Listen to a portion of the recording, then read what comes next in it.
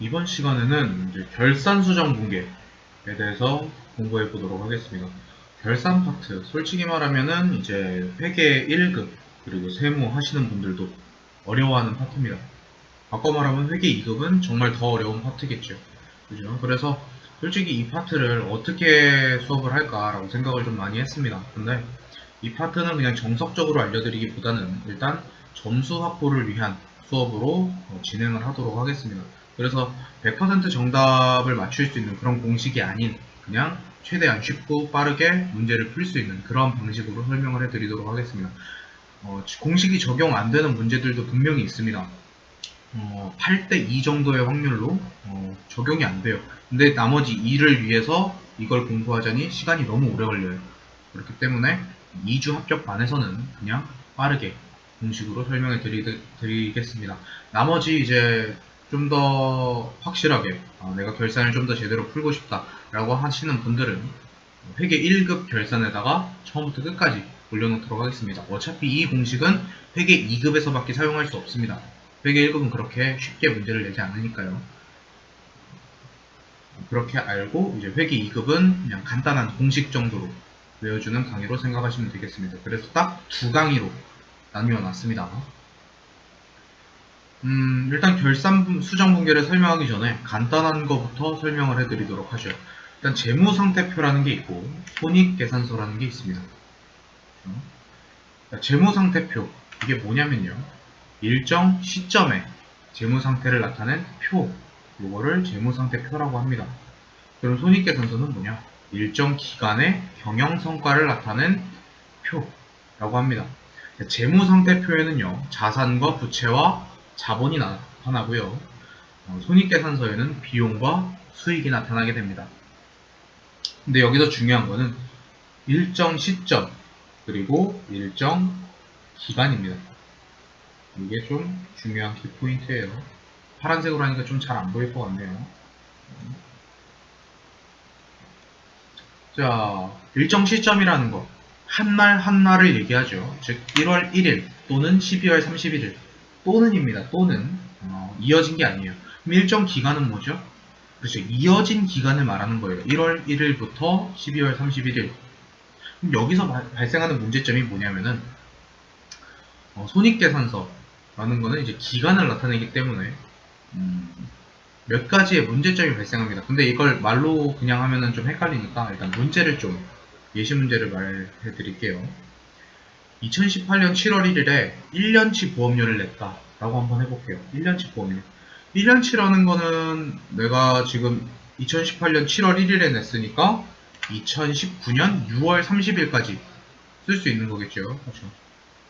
근데 우리가 이제 경영에 나타나는 이 손익계산서의 내용은 2018년 것만 딱 나와야 되죠. 2018년 1월 1일부터 2018년 12월 31일까지. 그렇죠? 바꿔 말하면은 2018년도 부분은 6개월치인데 지금 1년치를 냈기 때문에 2018년도에 2019년도의 비용까지 인식을 하게 됐습니다. 그럼 문제점이 뭐예요? 정확하게 계산하는 방법이 필요한 거죠. 내가 2018년도에 얼마나 썼나, 이런 방법이 필요하게 된 거예요. 그렇죠? 그래서 2018년도에 1년치를 냈지만 2019년도 즉 6개월치만큼은 다시 자산이나 부채라는 계정 과목으로 돌리는 작업이 필요합니다. 이거를 결산 수정 분계라고 합니다. 그래서 위에 나오죠. 기간 손익을 정확하게 계산하기 위해서 수익과 비용 계정을 가감하고 조정하는 절차.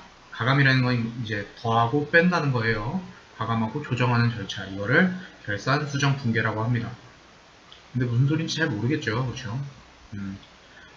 바꿔 말하면은 우리가 이제 일반 분계 때 설명을 할 때 항상 비용은 차변 그리고 수익은 대변이다 라고 했죠. 근데 여기서 그게 좀 바뀝니다. 비용이 대변에 올 수 있고 수익이 차변에 올 수 있어요. 그래서 여러분들이 굉장히 많이 혼동이 옵니다.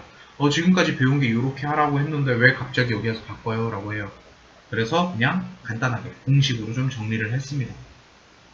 그 공식 설명하기 전에 몇 가지 조금만 더 설명을 할게요. 그럼 초과분할 비용과 수익을 인식하려면 어떻게 해야 될까요? 손익계산서의 계정을 이제 재무상태표의 계정으로 변환시키면 됩니다. 그래서 결산에 등장하는 계정 과목이 4개가 있습니다. 선급 비용, 선수 수익, 그리고 미수 수익, 미지급 비용입니다. 자, 이걸 딱 봤을 때 선급 비용, 자산일까요? 부채일까요? 수익일까요? 비용일까요? 그리고 선수 수익, 미수 수익, 미지급 비용 이렇게 다 있어요. 지금 본인이 생각을 할 때 뭘까요? 선급 비용은 비용 같고, 선수 수익은 수익, 미수 수익도 수익 같고, 미지급 비용도 비용 같아요. 이렇게 뒤에 나와 있으니까요. 그렇죠? 근데 선급이라는 거, 미리 낸 비용. 그러니까 아까 예시로 설명을 해드리자면은 2019년도의 비용은 2018년도에 미리 낸 거죠. 그렇죠? 그리고 선수 수익, 미리 받은 수익, 미리 받다라고 하죠. 미리 받은 수익은 선수 수익, 미수 수익은 미수 수익. 미는 뭐뭐 하지 않다라는 뜻이죠. 설명을 잘못했어요. 미는 뭐뭐 내지 않다, 뭐뭐 하지 않다라는 소리니까 받지 못한 수익, 그거를 미수 수익이라고 그러고, 미지급 비용은 지급하지 않은 비용, 이거를 미지급 비용이라고 합니다. 바꿔 말해서 얘네는 비용과 수익 계정이 아닙니다. 선급 비용은 자산이고, 선수 수익은 부채고요. 미수 수익 자산이고, 미지급 비용은 부채가 되겠습니다. 근데 딱 봤을 때 구분이 잘 안 돼요. 이걸 구분하는 가장 쉬운 방법은 비용하고 수익을 싹 지웁니다. 그리고 뒤에 금을 붙여요. 이러면은 자산, 부채가 구분이 되죠. 선급금 자산, 미수금 자산, 선수금 부채, 미지급금 부채. 그렇죠? 이런 식으로요. 이런 식으로 구분을 하는 겁니다. 그냥 솔직히 말하면은 이론에 써야 되니까 그냥 요 정도만 알고 계시면 돼요. 이제 기간을 나누고 월할 계산하고 이런 식으로 하는 거는 회계 2급의 결산에선 다루지 않겠습니다. 그러면 문제를 어떻게 풀어야 되냐? 선급 비용과 선수 수익. 이 문제를 풀 때 키포인트가 있습니다. 문제에 기간 미경과분이라는 말이 나와요. 그러면 기간 미경과분이라는 말이 딱 나왔다? 그럼 문제에 비용이 나왔는지 수익이 나왔는지 체크를 합니다. 일단 비용이 나왔다 라고 하면은 차변에 선급 비용, 그리고 대변에 해당 비용 이렇게 분개를 해주시면 되고요. 수익이라는 계정 과목이 나왔다 그러면 차변에 해당 수익, 대변에 선수 수익 이렇게 쓰시면 됩니다. 여기 해당 비용이라고 써놨다고 여기 해당 비용이 계정 과목이 아니에요. 해당 수익이 계정 과목이 아니고 이렇게만 보면 헷갈리죠. 그래서 예제 문제 2개를 준비해 봤습니다. 자, 1번 문제. 기말 현재 영업 매장 보험료로 회계 처리한 금액 중 20만원은 기간 미경과분이다 라고 나왔어요. 기간 미경과분이란 말이 나왔어. 근데 뭐가 나왔죠? 보험료가 나왔어요. 보험료. 보험료 뭐예요? 비용이죠. 비용이 나왔어. 그럼 차변에 뭐 쓰라고? 선급 비용. 금액은 20만원이네요. 그렇죠. 대변엔 뭐 써요? 해당 비용, 즉 보험료를 쓰면 되겠죠. 그래서 차변에 선급 비용 20만원, 대변에 보험료 20만원 이렇게 분개를 해주시면 됩니다. 생각보다 간단하죠. 원래는 이렇게 푸는 게 아니에요. 이게 차변에 뭐 비용이 얼마만큼 이연을 해야 되는지 인식을 해야 되는지 이런 걸 계산을 해가지고 분개를 해줘야 됩니다. 근데 그렇게 하자니 머리가 너무 아파. 그래서 그냥 공식으로 만들었습니다. 밑에 것도 마저 볼까요? 단기 대여금에 대한 이자 수익 중에 기간 미경과분, 저 기간 미경과분 또 나왔어요. 50만원이 있다라고 나오죠. 2번 문제 같은 거에서 가장 많이 하시는 실수가 뭐냐면은 단기 대여금이 나왔어 라고 해가지고 그냥 단기 대여금을 쓰시는 경우가 많아요. 기간 미경과분이 나왔으니까 선수 수익 쓰래. 그럼 차변에 뭘 써야 돼? 단기 대여금을 써야겠네? 이러고 단기 대여금을 쓰시는 분들이 있어요. 근데 내가 뭐라 그랬죠? 아까 위에 구분을 할 때 수익인지 비용인지를 파악하라고 그랬죠. 그렇죠? 단기 대여금은 수익이에요? 아니에요. 단기 대여금은 자산입니다. 자산은 여기서 볼 필요가 없어요. 그럼 뭘 봐야 돼? 단기 대여금에 대한 이자 수익을 파악을 해야죠. 그렇죠? 자, 수익이 나왔어요. 그럼 차변에 해당 수익, 즉 선수 수익을 써야겠죠. 단기 대여금 이런 식으로 쓰시면 안 되고 선수 수익이래. 이자 수익 이렇게 넣어 주셔야겠죠. 대변에는 선수 수익 이런 식으로 써주시면 되겠습니다. 그 다음에 선급 비용하고 선수 수익 밑에 아마 지금 프린트를 보고 계시는 분들이라면 지금 감가상각 누계, 감가상각 비에 대한 문제가 있을 거예요. 근데 감가상각비 옆에는 자동이라고 써놔주세요. 자동. 요거는 이제 자동 결산이라고 해가지고 컴퓨터랑 같이 문제를 풀어야 됩니다. 문제만 보고는 풀 수는 없어요. 물론 수동 결산으로 하는 방법이 있긴 한데 지금 자동 결산이 굳이 나왔는데 수동 결산으로 할 필요는 없겠죠. 그렇죠? 그래서 자동 결산으로 넘어가도록 하겠습니다. 그 다음 뒷장을 넘겨보시면 가지급금, 가수금, 그리고 현금과 부족 이렇게 되어 있을 거예요. 일단 가지급금, 가수금, 이제 현금과 부족 요거 세 개를 합쳐서 뭐라고 부르냐면 임시 계정 과목이라고 부릅니다. 임시 계정 과목, 임시라는 게 뭐예요? 잠깐 쓴다라는 소리죠. 그렇죠? 그러면은 결산 시에 이 계정 과목이 나와 있으면 어떻게 해야 돼요? 전부 지워줘야 돼요. 결산 시에 이 임시 계정 과목은 남아있으면 안 됩니다. 그런 계정 과목이 요 세 개예요. 가지급금, 가수금, 현금과 부족. 그래서 요거 세 개를 묶어서 임시 계정 과목이구나 라고 적어주시면 좋을 것 같아요. 이론 문제에도 가끔 등장을 합니다. 자, 그럼 가지급금부터 보도록 하겠습니다. 우리 가지급금 발생했을 때 언제 발생을 하죠? 그렇죠. 출장을 갈 때 발생을 해요. 그렇죠. 가지급금 발생은 출장을 갈 때 맨 처음에 가지급금을 지급해줘요. 왜? 출장비를 얼마 쓸지 모르니까. 그리고 일단 현금을 지급해줬으니까 차변에 가지급금 얼마, 대변에 현금 얼마 이런 식으로 분계를 합니다. 자, 바꿔 말해서 결산에 가지급금이 남아있으면 안 된다 그랬어요. 가지급금을 없애려면 어디로 보내야 될까요? 결산 시에는 무조건 대변으로 보내야겠죠. 그렇죠? 그래서 만약에 출장을 갔다 돌아왔다 그럼 차변에 여비교통비, 대변에 가지급금 이렇게 해서 차변에 있던 가지급금을 대변으로 보내는 이런 식의 분계를 해주셔야겠죠. 그 다음에 가수금은 발생 시에 어디에 발생을 해요? 가수금이란 거 일단 돈이 들어왔는데 내역을 모르는 거 이런 걸 가수금이라고 한다 그랬죠. 그렇죠? 가수금 발생 시에 차변에 현금이 들어오긴 했는데 내용을 몰라요. 이런 걸 가수금 이렇게 처리를 한다 그랬죠. 그러면 대변에 있던 가수금을 없애려면 어디로 보내야 돼요? 결산 시에는 가수금을 차변으로 보냅니다. 원인을 파악하니까 뭐 외상매출금이었다 아니면은 선급금이었다 이런 거는 문제에 나와 있겠죠. 그렇죠? 그래서 대변에 있던 가수금을 차변으로 보낸다 이렇게 생각을 해주시면 됩니다. 그래서 가지급금이랑 가수금 요거는 그냥 공식으로 외우셔도 돼요. 가지급금이 결산에 나온다 그러면 무조건 대변이구나. 가수금이 결산때 나온다 무조건 차변이구나. 이렇게 간단하게 외우셔도 됩니다. 근데 중요한 건 현금과 부족이에요. 현금과 부족은 이렇게 간단하게 안 됩니다. 현금과 부족. 얘는 이제 자산이냐 부채냐 이렇게 생각하시는 분들이 있는데 얘는 솔직히 말하면 자산도 부채도 아닙니다. 얘는 둘 다 쓸 수 있어요. 현금이 많거나 이거를 과하다 라고 하죠. 아니면 현금이 부족할 때 둘 다 사용할 수 있어요. 차변도 올 수 있고 대변도 올 수 있어요. 그러니까 얘는 자산도 부채도 아니다 라고 그냥 생각을 해주시는 게 좀 더 편할 것 같습니다. 현금과 부족 예전에도 간단하게 설명은 했지만 다시 한번 설명을 해드리도록 할게요. 실제 금액이 있고 장부 금액이 있다라고 해보겠습니다. 자, 실제를 조절해야 될까요? 장부를 조절해야 될까요? 저번에도 말했지만 우리는 항상 장부를 조절해야 됩니다. 다시 실제를 왜 조절할 수 없냐? 장부에 지금 실제 만원이 있고 장부에 빵원이 있어요. 실제를 조절하려고 그러면 장부에 맞추기 위해서 실제 있는 만원을 갖다 버려야 됩니다. 말이 안 되죠. 바꿔서 장부에 만원이 있고 실제로 빵원이 있어요. 장부랑 맞추기 위해서 우리는 실제 돈을 훔쳐와야 돼요. 이런 식으로 되는 건 솔직히 말이 안 되죠. 그렇기 때문에 우리는 항상 장부를 조절해야 됩니다.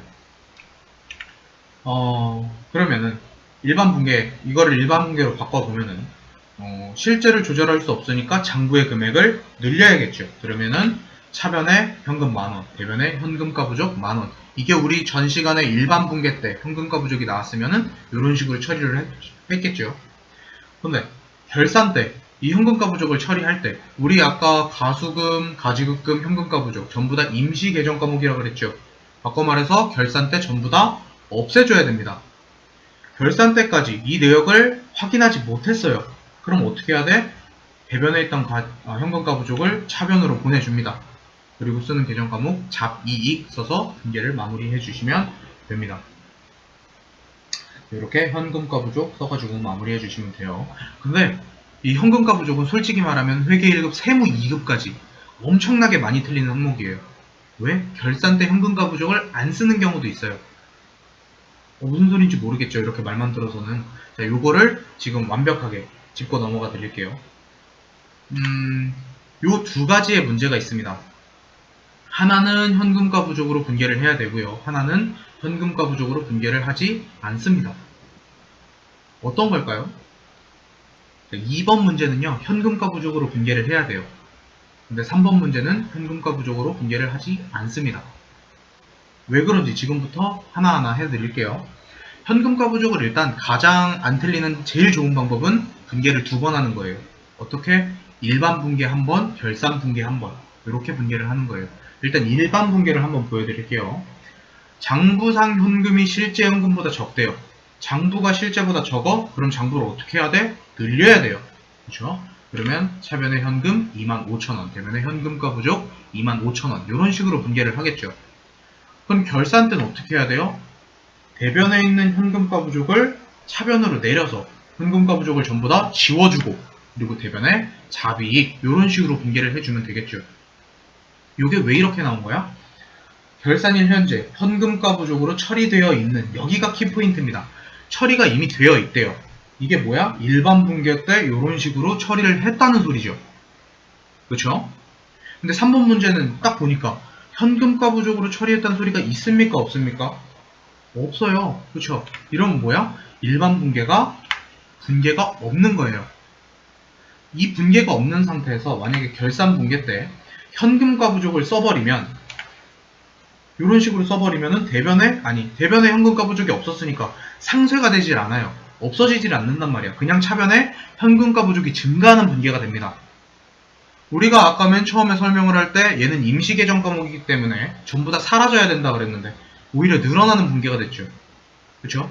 만약에 결산 분개 때 현금과 부족으로 처리했던 이라는 말이 없으면 이때는 현금과 부족을 쓸 수가 없고 그냥 현금 이런 식으로 분개를 해주셔야 됩니다. 그러니까 키포인트는 그거예요. 문제의 현금과 부족으로 처리되어 있는 그런 소리가 있으면 현금과 부족으로, 없으면 현금으로 이런 식으로 해야 됩니다. 바꿔 말하면은 결산 때 현금과 부족과 현금은 동시에 등장할 수 없다라고 생각하시면 좀 더 편할 것 같아요. 물론 있긴 있는데 회계 2급엔 그렇게 나오진 않습니다. 아시겠죠? 다음 미지급 비용 보도록 하겠습니다. 미지급 비용, 지급하지 않은 비용이란 소리죠. 뭐뭐 하지 않다는 소리니까요. 미지급 비용의 키포인트는 미지급, 미계상, 지급될 예정 이거를 키포인트로 주시면 됩니다. 이렇게 나왔을 때 분개를 어떻게 해야 되냐면은 차변에 해당 비용, 대변에 미지급 비용 이런 식으로만 해주시면 됩니다. 되게 간단해요. 미지급 비용은 요건 바뀌지도 않아요. 이건 거의 완벽합니다. 자, 문제 어떻게 되냐면은 단기 차입금에 대한 당기말 현재 발생한 미지급 이자 이렇게 나옵니다. 미지급 이자를 계상하다 라고 나오죠. 미지급이라고 나왔으니까 차변에 해당 비용 그리고 대변에 미지급 비용 쓰면 될 것 같은데 뭔가 안 나와 있어요. 단기 차입금만 나와 있어. 근데 단기 차입금에 발생한 이자 차입금 내가 돈을 빌렸을 때 이자가 발생하면 이자 비용이 발생하겠죠. 그래서 차변에 이자 비용 10만원 대변에 미지급 비용 10만원 이런 식으로 분개를 해주시면 됩니다. 진짜 미지급 비용은 요게 다예요. 근데 2번 같은 문제가 함정이 있어요. 우리가 급여를 지급할 때 세금으로 떼는 게 있어요. 그걸 뭐라 그러죠? 그렇죠. 예수금이라고 하죠. 근데 잘 생각해보면 그건 급여를 지급할 때 같이 나오는 계정 과목입니다. 차변에 급여가 발생하고 대변에 예수금 발생하고 나머지 보통예금 같은 걸로 지급을 하는 이런 분개로 되어 있단 말이죠. 근데 지금 이 2번 문제는 지금 지급을 한 거예요? 아니면 지급을 할 예정이에요? 지급을 할 예정이죠. 그렇죠? 아직 지급이 안 된 문제입니다. 그럼 세금도 아직 떼지 않았겠네요. 여기서 나온 요 세금, 차감할 세금 요거는 페이크입니다. 함정이에요. 미지급 비용이 나올 때 예수금에 대한 분개는 하지 않습니다. 그럼 어떻게? 차변의 급여 250만원, 대변의 미지급 비용 250만원 이런 식으로 분개를 해주시면 되겠습니다. 마지막 소모품하고 인출금 보도록 할게요. 요것도 그냥 간단하게 하도록 할게요. 솔직히 소모품은 요게 아닌 경우가 좀 더 많아요. 근데 소모품을 설명하자면 앞에 건너뛰었던 선급비용, 선수수익 이런 것까지 전체를 다 설명을 해야 돼요. 그래서 소모품은 그냥 간단하게 넘어가도록 하겠습니다. 만약에 정 궁금하다 싶으신 분들은 저한테 댓글을 남겨주시면 거기에 대해서 자세하게 답변을 달아두도록 하겠습니다. 질문하시는 분들이 좀 많다 싶으면 따로 영상 강의를 또 하나 더 준비하도록 할게요. 그래서 만약에 소모품이 나왔다 그러면 차변의 소모품, 대변의 소모품 B 이렇게 그냥 분개를 해주시는 걸 추천하도록 하겠습니다. 차변의 소모품 80만원, 대변의 소모품 B 80만원. 마지막 문제요. 인출금. 인출금이 뭐예요? 우리 회사 사장 또는 대표이사가 회사 일과 관련 없이 쓴 돈을 인출금이라고 한다고 했습니다. 우리 인출금이 발생하면 차변에 인출금, 그리고 대변에 뭐 현금 가져갔으면 현금, 뭐 상품 가져갔으면 상품, 뭐 이런 식으로 썼었죠. 근데 인출금이라는 거는 우리 회사 일과 관련 없이 쓴 거기 때문에 장부에 많이 있으면 안 돼요. 아니, 있으면 안 돼요. 그럼 결산 때 어떻게 해야 돼? 얘도 전부 지워줘야겠죠. 차변에 있던 인출금 지워주려면 어디로 보내야 돼요? 대변으로 보내야겠죠. 그래서 대변에 인출금 50만원 이런 식으로 나옵니다. 그럼 얘를 반대쪽에 뭘로 처리를 해줘야 되냐? 얘는 그냥 공식으로 외우시면 됩니다. 차변에 자본금, 대변에 인출금 이런 식으로 분개를 해주시면 될 것 같아요. 지금 프린트를 보고 계신 분들 중에는 제가 문제를 중간중간에 몇 개씩 건너뛰면서 했고 마지막 문제도 몇 개를 안 한 게 있을 겁니다. 그거는 이제 다음 시간에 할 자동 결산 때 같이 하도록 하겠습니다. 바로 다음 강의에 하진 않을 거고요. 이제 결산 계정 과목을 할 때 그때 같이 하도록 하겠습니다. 지금까지 들어주신 분들 수고하셨고요. 재밌게 들어주셨다면 좋아요와 구독 버튼 한 번씩 눌러주시면 감사하겠습니다. 오늘 강의 들으시느라 수고하셨습니다.